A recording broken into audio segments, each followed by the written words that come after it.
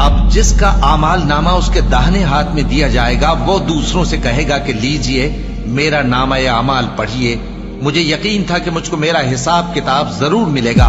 बस वो शख्स मन माने ऐश में होगा, यानी ऊंचे बाग में जिसके मेवे झुके हुए होंगे।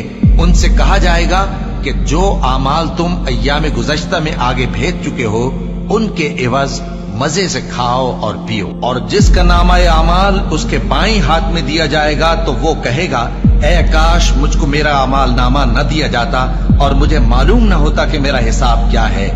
ऐ काश मौत मेरा काम तमाम कर चुकी होती, आज मेरा माल मेरे कुछ भी काम न आया, मुझसे मेरा इक़्तिदार जाता रहा। हुक्म होगा कि इसे पकड़ लो, अब इसे तौक पहना दो, फिर दोज़ख की आग में इसे झोंक दो, फिर जंजीर से जिसकी लंबाई 70 गज है जकड़ दो। ये न तो अल्लाह अजमत वाले पर ईमान लाता था और न फकीर के खाना खिलाने की तरगीब देता था।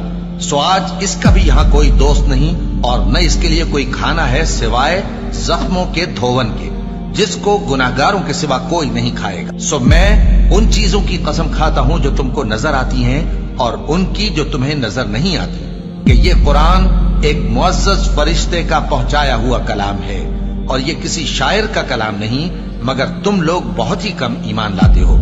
और न किसी काहिन का कौल है, लेकिन तुम लोग बहुत ही कम गौर व फिक्र करते हो। ये रब्बुल आलमीन का उतारा हुआ है।